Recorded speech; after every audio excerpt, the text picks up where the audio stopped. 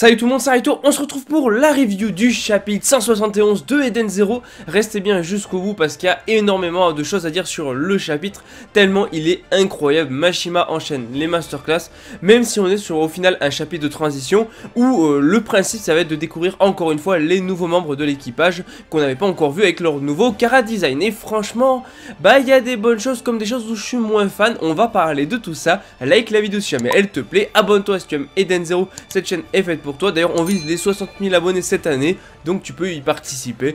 Puis de toute façon si tu aimes les œuvres de Mashima, ouais, tu devrais vraiment t'abonner parce que je sais que tu vas kiffer cette chaîne. On parle de Eden Zero, Fairy Tail, etc. Et dis-moi en commentaire ton avis sur le chapitre, tu peux même lui donner une note sur 10. En tout cas c'est parti, on attaque la review. Bon, ça y est, on a enfin le nombre d'abonnés de Rebecca. Oui, enfin, c'est quelque chose qu'on attend depuis l'arc Gist en fait, parce que je rappelle qu'à la base elle avait juste une centaine d'abonnés. Puis il y a eu l'arc Gist et forcément elle avait sauvé pas mal de Bicubus qui étaient ultra populaires et sa popularité avait tellement monté qu'elle ne pouvait plus retourner sur Blue Garden. Mais ça c'est hyper vieux, c'est à l'arc Gist. Et depuis, bah, elle a continué à faire des vidéos, et encore plus pendant ces 3 ans, accompagnée du coup de Coach Hippo. Coach Hippo, meilleur sensei pour gagner en abonnés, parce que quand tu vois l'évolution de Rebecca entre du coup la dernière fois qu'on a eu son nombre d'abonnés et maintenant, tu te dis qu'en 3 ans, bah franchement elle a géré de fou. En tout cas voilà, le chapitre s'ouvre directement sur Aoneko Channel, le live. Oui, un live, elle l'avait dit du coup la semaine dernière, Rebecca organise des lives, voilà. Maintenant c'est une Bicubus, elle a un paquet de commentaires, on parlera un petit peu des commentaires parce qu'ils sont assez drôles. Mais donc du coup, voilà, on a Rebecca avec ses petites oreilles de chat, vraiment super mignonne et tout, super belle. Et on a Happy, donc sur mode bonjour à tous et tout, bon, voilà, comme sur un live. Et il y a même des commentaires qui sont totalement, donc du coup, what the fuck, des commentaires même dans une langue pas commune, où justement ils vont essayer d'utiliser une sorte d'application comme Google Traduction, sauf que ça va donner un truc qui n'a aucun sens. Genre la traduction c'est je veux la culotte de Rebecca, tu es formidable, on peut le faire à deux, dommage je suis un troll. Ça n'a aucun sens, effectivement, ça n'a vraiment aucun sens. La traduction est foireuse. Après je pense que le commentaire de base n'a aucun sens, mais après voilà, t'as plein de commentaires assez drôles et tout, et on voit que Rebecca a quand même une certaine popularité, une certaine notoriété, parce que maintenant elle a beaucoup d'abonnés. Et donc du coup fin du live, mais surtout ce qui est intéressant c'est qu'on apprend le nombre d'abonnés de Rebecca. Mais en plus de ça on a le nombre d'abonnés de Coach Hippo, parce que c'est vrai que Rebecca continue à gagner beaucoup d'abonnés et elle se débrouille de mieux en mieux, mais c'est grâce au conseil de Coach Hippo. Coach Hippo qui maintenant a 5,73 millions d'abonnés, soit 5 730 000 abonnés. C'est un truc de fou, c'est énorme, hein, c'est beaucoup plus que moi. Mais surtout là où c'est vraiment le glow up ultime, c'est du côté de Rebecca. Je rappelle que Rebecca avait moins d'abonnés que moi, parce que moi j'en ai quasiment 60 000, elle en avait 100, donc j'étais largement au-dessus. Mais là elle a explosé les compteurs, elle m'a dépassé, un truc de fou, parce que Rebecca a atteint les 3 100 000 abonnés, 3,1 millions d'abonnés. Bah voilà, autant dire que du coup elle a percé dans le game. Maintenant j'aimerais savoir le nombre d'abonnés de Laviria. Qu'est-ce qui est devenu Laviria pendant ces 3 ans? A-t-elle un petit peu changé? A-t-elle plus d'abonnés ou moins d'abonnés que Rebecca? Qu'est-ce qui s'est passé? J'ai hâte de voir ça. Est-ce qu'elle est jalouse et tout? J'ai vraiment hâte de voir la réaction de Laviria par rapport à tout ça. Je pense qu'on la reverra, c'est même obligé qu'à un moment on la reverra, donc j'ai super hâte. Mais en tout cas voilà, Rebecca a un glow up de malade, 3 millions d'abonnés. Ouais, elle m'a explosé, j'avais plus qu'elle. Maintenant on peut dire qu'en 3 ans elle a gagné beaucoup plus que je gagnerai dans toute ma vie. Et comme le dit Sister, elle est passée donc du coup d'une youtubeuse de 3ème zone, voire limite 10ème zone parce qu'elle était inexistante sur la plateforme, à une youtubeuse qui a une sacrée performance, qui est devenue forte et tout. Et c'est vrai qu'elle a réussi à arriver au sommet. Et là on a le design de Sister Evely révélé après ces 3 ans. Donc voilà, enfin on a donc du coup Sister. Bon, au niveau du design pas de grands changements, si ce n'est peut-être la tenue qui a changé, mais au niveau du design elle a pas trop changé, ni de coupe de cheveux. Bon, le visage c'est normal puisqu'au final bah, c'est une android donc elle ne vieillit pas, ça c'est tout à fait logique. Mais Hermit par exemple elle a changé de coupe de cheveux, j'ai pas l'impression que elle a changé de coupe de cheveux la Sister. Mais par contre au niveau de la tenue, elle a une nouvelle tenue toujours plus moulante, toujours plus sexy. Et elle est juste magnifique. Donc on continue, enchaînement, donc là je vais vraiment vous parler des différents personnages qu'on a eu, de leur design, ce que j'en ai pensé, parce qu'il y a quand même des choses intéressantes à dire là-dessus. Au niveau donc du coup des designs, bon, pour ce qui est de Coach Hippo et de Musoko, bah il n'y a pas vraiment de changement en fait, hein. Ensuite on voit aussi Erzi, oui parce que Erzi est en relation avec l'Eden Zero, c'est-à-dire que donc du coup ils sont tous les deux dans le Cosmos KD, que ce soit l'équipage de Erzi ou l'équipage de l'Eden Zero, et a priori on apprend que Erzi est pas très loin de Shiki, sur une planète vraiment pas loin, et surtout que dès qu'il y en a un qui a des infos, il doit sur Ziggy, sur les traces de Ziggy, bah il doit les donner à l'autre. Donc en gros ils sont tous les deux, voilà, les deux équipages sont sur les traces de Ziggy, dès qu'il y en a un qui a des infos il le donne à l'autre, donc en fait finalement ils s'allient énormément. D'ailleurs en plus de ça, Erzi qui va dire que sa terre natale se trouvait tout près d'ici. Oui, je rappelle que Justice et Erzi sont originaires du Cosmos KD, le cosmos dans lequel ils sont, et Mashima a teasé un destin pas très joyeux pour ces deux-là, donc il y a de fortes chances que dans cette saga Cosmos KD, on ait la mort de Erzi, peut-être de Justice. Franchement, on va pleurer comme jamais. Ah ouais, on va pleurer, on va voir comment ça va se faire et tout. Mais donc du coup, Shiki qui n'était pas au courant, qui est en mode je l'ignorais et tout. Et effectivement, comme le dit Erzi, c'est une histoire pour une autre fois. Voilà, ce sera pas pour tout de suite. Pour le moment, c'est le premier qui déniche Ziggy, donne l'info à l'autre. Bon, bref, elle va couper la communication. Maintenant, recontinuons sur les designs des personnages. On a le design de Jin. Ouais, ils les ont pas mis Chris, ils ont mis Jin. Donc voilà, c'est son nom au sein de l'équipage. Et ben, il a les cheveux qui ont bien poussé. Franchement, j'aime bien, c'est plutôt cool. Il était déjà stylé avant, il est toujours stylé maintenant, mais il n'y a pas de gros changements, mais après il est à moitié humain, à moitié android. Par contre il a les cheveux qui ont énormément poussé, ça lui donne vraiment un certain style, et je trouve son design vraiment pas mal. Là où j'ai une petite déception, c'est du côté de Laguna, donc Laguna qui est toujours présent, ça y est, il fait partie de l'équipage de l'Eden Zero.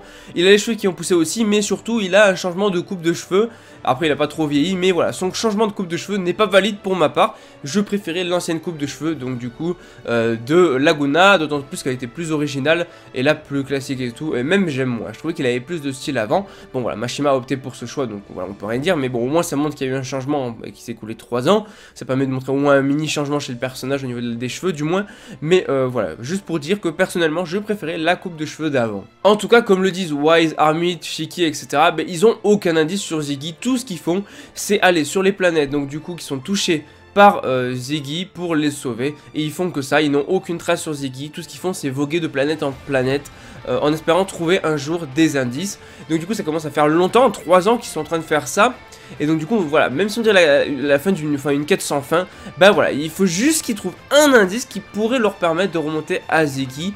Et cet indice là va se trouver à la fin du chapitre, j'en reparle juste après. Allez, on finit sur le dernier changement niveau design pour l'Eden Zero. Et d'ailleurs petite scène de fanservice, j'ai envie de dire qui fait plaisir, voilà, elles sont juste magnifiques les filles dans Eden Zero, on va pas dire non, beaucoup vont râler, mais j'ai envie de dire les gens, de toute façon, c'est un chapitre de transition, une scène de transition, ce n'est pas en plein milieu d'un combat, en plein milieu d'une scène d'action, avec de l'intensité, de la tension, non, là on est sur un chapitre détente, où on redécouvre un peu les personnages 3 ans après, donc au final, avoir une scène de bain, je trouve ça pas du tout dérangeant. D'autant plus qu'à un moment, faut arrêter de faire les choquer, c'est bon, c'est juste des filles à poil, c'est bon, c'est pas la mort. Voilà, à un moment, faut arrêter de jouer les choquer. Surtout quand tu as déjà suivi des œuvres de Mashima, t'as déjà vu ça. Ça fait 10 ans que tu vois ça, pourquoi t'es encore choqué? Pourquoi tu réagis encore? C'est totalement stupide. Voilà, Mashima il fait ça depuis plus de 10 ans, je vois pas pourquoi t'es encore choqué, tout simplement. Donc du coup, changement de design pour Clean. Enfin, changement de design. Bon, elle a 2 choses qui ont poussé. Elle a les cheveux, peut-être un petit peu la taille, elle a même une 3e chose, enfin 2 choses qui ont sérieusement poussé. Oui, elle a pris un petit peu du galon, la petite Clean. Elle est passée de mignonne à bonne. Ah oui, il faut dire ce qui est, là c'est waifu power infini, là, non, elle est incroyable, elle est incroyable. Elle est juste magnifique avec ses cheveux longs comme ça, oui, elle a les cheveux qui ont poussé, comme tous les personnages de l'Eden Zero quasiment. Je crois que le seul qui n'a pas eu trop d'évolution ou de cheveux qui ont poussé, c'est Shiki, peut-être un petit peu Wise aussi. Mais voilà, elle est magnifique, Clean, j'adore ce nouveau design. On note le changement. Mais je veux noter aussi une autre chose par rapport du coup à Clean, c'est son changement au niveau du comportement et de sa personnalité. Je rappelle que Clean, je trouve, était beaucoup plus réservée à l'époque, tu vois, il y a 3 ans. Elle était, je trouve, beaucoup plus réservée. Et là, elle a l'air tellement plus complice avec l'équipage et elle a l'air tellement moins timide, contrairement à avant, que le changement est notable, je trouve. Il n'y a pas que au niveau du design, même au niveau du comportement, au niveau de la personnalité. Ben, je trouve c'est notable parce que on voit que elle est beaucoup plus sûre, elle parle beaucoup plus librement, de façon plus familière avec l'équipage, elle est beaucoup moins timide je trouve. Enfin voilà, ils sont en train de parler du fait que Shiki est devenu l'un des 6 généraux galactiques démoniaques, et comme le disent Omura et Rebecca, de toute façon il a pas l'air de trop s'en inquiéter, et que de toute façon il s'en fout d'être l'ennemi du gouvernement. parce que, bah, au final, de toute façon, le gouvernement ne semblait pas l'aimer de base, de toute façon. Mais oui, je trouve qu'elle a pris du galon, la petite Clean, parce que là, clairement, elle est en mode, ouais, tu mélanges tout, ça veut dire surtout qu'il s'est mis de gouvernement à dos et tout, et je trouve qu'elle parle vraiment avec plus de confiance en elle qu'à l'époque, et ça montre vraiment l'évolution en 3 ans. Et après, c'est que Clean souligne un truc intéressant, c'est que ça peut avoir des répercussions sur la chaîne de Rebecca d'être dans l'équipage de Shiki, mais elle s'en fout, Shiki, c'est Shiki, point barre, elle en a rien à faire de ce que pensent les autres, c'est son ami, on s'en fout. En tout cas, voilà, on apprend aussi que Shiki est devenu beaucoup plus fort, qu'il a franchi un cap. Je sais pas si je mettrai l'image de Sister qui dit ça, parce que les droits d'auteur vous connaissez, hein, et Sister, bon bah... Ah, elle est toujours aussi belle, hein. Bon, allez, plus sérieusement, on retourne sur Shiki, qui, du coup, est devant le trône avec le casque de Witch. Ah, là, le petit pincement au cœur, il est là. Donc, du coup, qui est en mode, je deviendrai le bouclier et l'épée de Layden, parce que, oui, Valkyrie, qui était l'épée, et, enfin, le sabre, et donc, du coup, Witch, qui était bouclier, sont morts. Donc, du coup, Shiki va devoir remplacer ces deux rôles, et... Franchement, c'est incroyable, comme il le dit, il promet de vaincre Ziggy et de retrouver Mother. Oui, c'est les deux objectifs qu'ils ont et magnifique, magnifique. D'ailleurs, Shiki, au niveau de son œil, il y a un petit truc qui va faire bip bip, un petit transmetteur.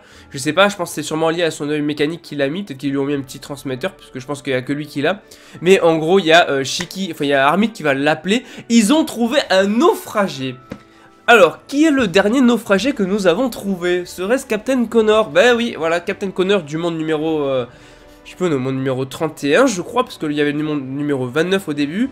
Ensuite, elle est revenue dans le temps, donc Drakenjo, deuxième partie, monde numéro 30. Et je crois que Ziggy avait annoncé le monde numéro 31 durant l'arc Nero, donc là on est dans le monde 31.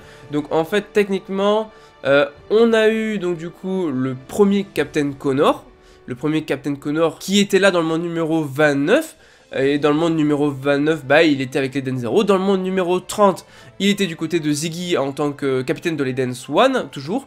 Mais surtout en tant que, du coup, membre, enfin, c'était lui qui pilotait le vaisseau de Ziggy. Et là, on a un autre Captain Connor du monde numéro 31 qui a l'air différent et surtout qui n'a pas l'air de connaître l'Eden Swan. Il n'a pas l'air de le connaître. Parce que du coup Rebecca fait c'est un ennemi, tout ça et tout, il est du côté de Ziggy et tout. Et a priori on apprend que ce Captain Connor de ce monde là, lui effectivement travaillait dans la fabrique de Ziggy. Mais dès qu'il a su que c'était une fabrique de Ziggy, il s'est barré et tout. Et il avait bien un équipage, enfin c'était bien le capitaine. Mais voilà, il y a un truc qui s'est passé. Par contre je sens vraiment que Captain Connor ça va être une masterclass au niveau du rôle. Il y a un truc avec ce personnage là qui est un mystère total. Le gars est différent suivant les différents mondes, mais il retombe systématiquement sur l'équipage de l'Eden Zero. Pas une fois, il ne rencontre pas l'équipage. Tout le temps, il tombe sur l'Eden Zero, et c'est jamais le même Captain Connor. Voilà, c'est vraiment un truc de fou. Donc reste à savoir quoi, mais vraiment j'ai hâte. D'ailleurs, il y avait une théorie de Yandy qui était le fait que cette fois, il n'était pas capitaine de l'Eden Swan, mais capitaine de l'Eden 2. Effectivement, quand on change de monde, ça changerait de vaisseau. À voir par la suite, mais en tout cas... Il a donné un indice important, c'est qu'il y a une fabrication de robots de la part de Ziggy, peut-être les squelettes qu'ils avaient affrontés. Dans ces cas-là, ça leur donne enfin une piste. Oui, Captain Connor peut les conduire sur cette planète-là.